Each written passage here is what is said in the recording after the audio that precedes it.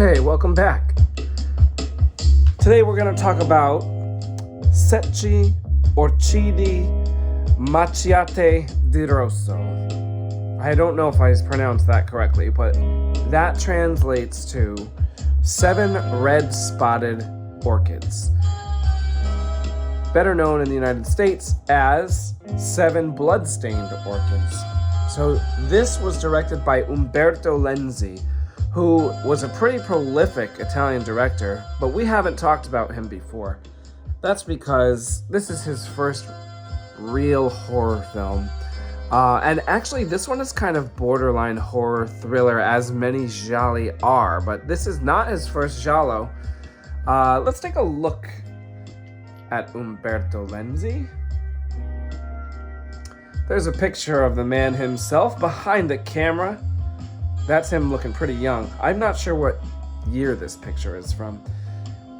But he started his career out with his first film that was actually a Greek film. This one's called An Italian in Greece. So I have not seen this film. It's very obscure. In fact, the poster is not even a very good quality. That's the best quality poster I could find. So this was released in 1958 in Greece, called Italian in Greece. Umberto Lenzi, aside from this, which actually seems somewhat unique, aside from this, he, like many other Italian directors from the time, they didn't really create their own ideas. They were kind of just doing what was popular at the time. So examples of directors who weren't that way would be Dario Argento and Mario Bava, whom I have talked about many times each and praised both. Now, Umberto Lenzi is certainly not a bad director, but he wasn't exactly creating new pieces of art. So what did he do? His first early 60s film was Il Trionfo di Robin Hood in 1962. So like other Italian directors at the time, he was doing period piece adventures. Various Italian directors were doing Hercules films, Arabian Nights type films, and Christian themed films, and other stuff set way in the past. And so here's a Robin Hood film. I did not watch this one, but this is his first 60s film. He did a few of these, quite a few actually, and then after that, he got into spy films in the mid-60s, just like most other Italian directors at the time. This one was called Operazione Exterminio, and I'm sure I have a horrible accent in Italian because I don't really know Italian, but that stands for Operation Exterminate. And actually, in the United States, it was called 008 Operation Exterminate. Play on 007, or a ripoff of a James Bond title. So, again, I didn't watch that one either. I really can't stomach these Italian spy films. I may have seen like a few, and after that, I decided I just can't watch everything. So if I have no interest in it, I just can't do it. So I skipped the spy films. Then he did Tutto per Tutto, which is his first Western. This came out in 1968, and spaghetti Westerns started around 1964, 5, and then they started to get big in like 6, 7. So he's actually a little bit late to the game here. His first Western is not till 68. By the 70s, the Westerns were really losing popularity. I think I looked up a stat, something like Italy alone was putting out like 70 Westerns a year in the second half of the 60s, which is crazy. By contrast, before in the 60s, I think Italy was putting out maybe like 4, 5, 6 horror films a year in the 60s, and it's like 70 Westerns a year. So I didn't see this one, but I did watch this one, which unfortunately is a very small poster. But this one is Una pistola per cento bare. This is a pistol for 100 graves. This was pretty good. This one had the main character was from the South, the Southern United States, and he refused to fight in the Civil War, so he was imprisoned. And then when he gets he gets pardoned when the Civil War is over, and when he gets out of prison, he goes home and finds that his entire family has been killed. So he goes on a revenge spree. He goes and finds all the people that killed his family, but he can't find one of them. And so he follows that person from Arizona all the way to Texas, and then that person ends up being part of a bank robbing gang. So a lot of it is actually him protecting this town from a bank robbing gang, even though it's really a revenge film. This one was pretty good. I gave this one a 7 out of 10. Pretty good. After that, he started moving on to thrillers, which this one's not really a giallo. This one's called Orgasmo, obviously. Orgasmo is about a woman who's played by Carol Baker, she's American, and her husband dies, and so she goes to this villa in Italy that he owned that has a servant. It's like a big mansion. And she soon meets this guy who apparently needs help fixing his car, and then he ends up dating her, and then his sister shows up, and then he and his sister are hanging around all the time, and they're drinking all the time, they're doing drugs, they're like just being very indulgent in every way. Then it turns out he and his sister are not really brother and sister, they're actually lovers. And then there's like some three-way stuff going on, and then basically she becomes an alcoholic and a drug addict, and she ends up going crazy. So it kind of intensifies as the movie goes on, but the first half is like really pretty bland. So I gave this one a 6 out of 10, although it's not bad. And Carol Baker is good, and she dubs her own lines, which you don't get that a whole lot in Italian films of the era. Usually, if there's an American or an English actor, they'll do it. But if it's Spanish or Italian actors or German actors, which those are all common, sometimes French actors, they don't dub their own lines in English. So you end up getting poor dubbing. But this one actually had pretty good dubbing because the lead was American. After that, oh wait, I gotta tell you, Orgasmo wasn't released in the United States for a year or two. And then I think they didn't want to call it Orgasmo. And so by that time, Umberto Lenzi had another film out called Paranoia. So then in America, they called this one Paranoia, which is confusing because it's not the Paranoia that he titled Paranoia. But Paranoia is actually a good title for this. Actually, probably, I guess Orgasmo is good too, but they both kind of fit. I mean, the woman does get paranoid, although she's paranoid for a very good reason because the people are trying to drive her insane. I think they want to take her home away from her. So anyway, after Orgasmo, he did another thriller called Così Dolce, Così Perversa, which stands for So Sweet, So Perverse. Now, I haven't seen this one in a few years. I watched it a few years ago when I was like on a total giallo binge. This one was good, and I can't remember a lot of details on this one, but I remember liking it. Carol Baker is in this one as well. I remember there were a lot of satisfying plot twists in this one, and the same for this one, which I watched right after. Now, this is the one actually called Paranoia. This one is released as Paranoia in Europe, but then since Lenzi had already released a film in America called Paranoia, in the US they called it A Quiet Place to Kill. And again, it wasn't quite a giallo, but it was a thriller, and there were so many satisfying plot twists, and I think this started to become like Lenzi's thing. We had these like plot twists, and they're pretty much packed into the last 20 to 30 minutes of each film that he did. Even Orgasmo had some plot twists at the end, but not as much as these other two.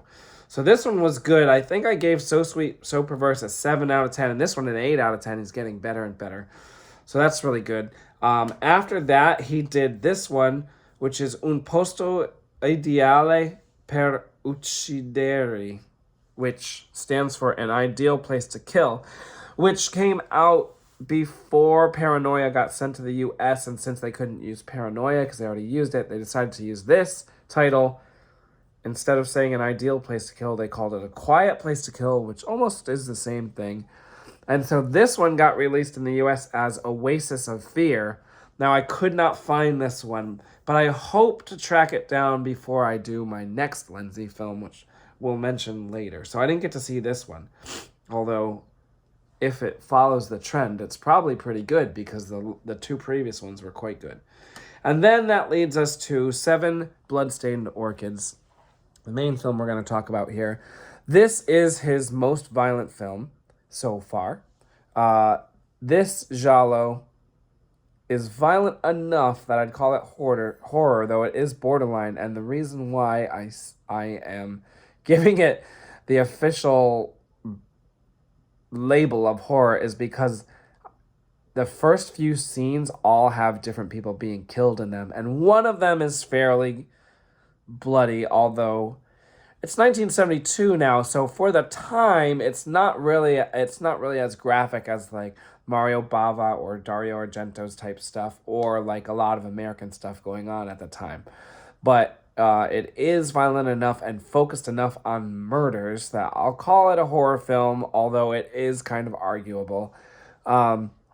So basically, all these women are dying. And we find out later that there are 7 on this killer's hit list.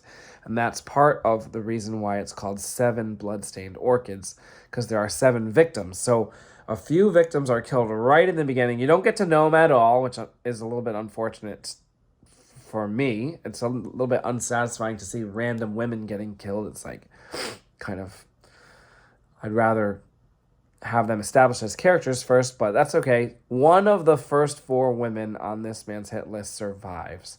And so she and her husband are trying to find out who is killing women and why. The woman's husband is played by Italian actor Antonio Sabato, who was in a Western called The Three Who Shook the West. And that came out in 1968. I liked that one. That was a Western comedy, which was pretty uncommon for Italy at the time. He was in it, and so was John Saxon, and so was Frank Wolf. And they're 3 thieves who do not get along, but they're all trying to steal the same, I think it was $400,000 from a bank. And so they kind of like decide to work together, but they keep kind of double-crossing each other. So that one was quite entertaining. I actually gave that one an 8 out of 10. And then that was 1968. Then Antonio Sabato was in The Man with Icy Eyes, a giallo in 1971 that was pretty boring. In fact, I'd have to look up the plot to remember. I just remember that I gave that one a 5 out of 10, and it was very lame. I don't think I did a video for it because there wasn't much going on, so there was not really a horror element in there. Also in this film, Seven Blood-Stained Orchids, we have Pier Paolo Capone, who plays the inspector. So we have the husband and wife who are amateurs trying to figure out the killer, and then we have the official police inspector, played by Pier Paolo Capone. He also played the police inspector in Cat o' Nine Tails, Dario Argento's Cat o' Nine Tails, which I love. And if people ask me what giallo they should start with, I usually tell them it depends what kind of background they have and what kind of tolerance they have. If they're like really not into 70s films at all, I tell them to go for Cat o' Nine Tails. And if I think they like have a little bit more respect for film, I'll tell them to go for Blood and Black Lace by Mario Bava, and then Bird with a Crystal Plumage. Those two are like, if you're just gonna watch like 5 gialli, you gotta go Blood and Black Lace, Bird with Crystal Plumage, Cat o' Nine Tails, Bay of Blood. Those are the top 4 you gotta see. Then after that, it's debatable. Those are like all top tier and important, and by the two directors I mentioned. Anyway, Paolo Capone was also in Forbidden Photos of a Lady Above Suspicion in 1970.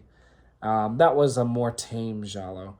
And then we also have Rebecca Falk as one of the victims in this film. She was in both Black Belly of the Tarantula in 1971, which I did a video for, and Black Day of the Ram, also known as The Fifth Chord, also 1971, though I did not do a video for that one because, once again, it was heavy on the mystery and not violent enough to be a horror film.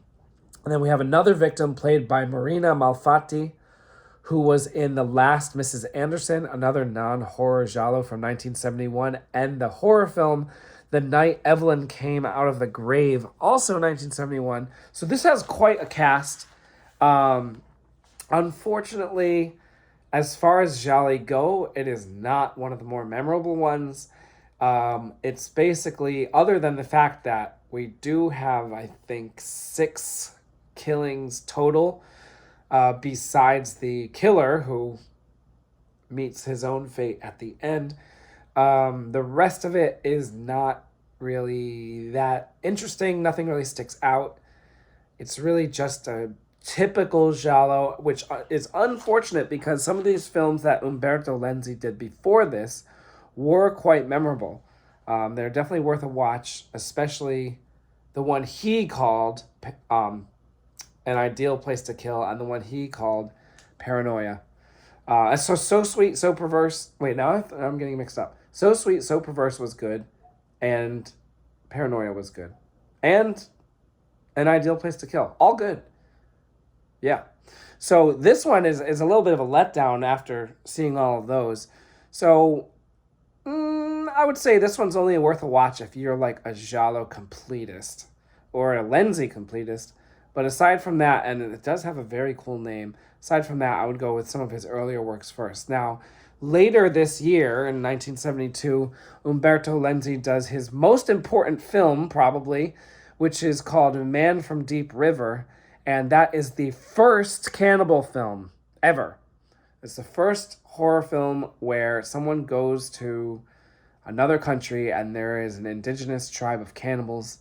I haven't seen it yet, but I'm looking forward to seeing that one because about 6 to 8 years later, this cannibal subgenre of horror like explodes. We get Cannibal Holocaust, Cannibal Ferox, or Cannibal Ferox, I'm not sure how to pronounce that one, which was Lenzi. Holocaust was Ruggiero Deodato, and then there's others too. In fact, it seems as though every active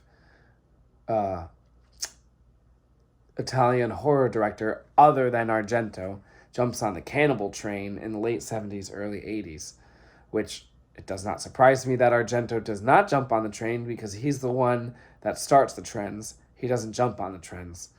So that's it for 7 Blood Stained Orchids. We'll see you next time. Thanks for watching. Feel free to comment with your thoughts on the film, and we will see you in about a week.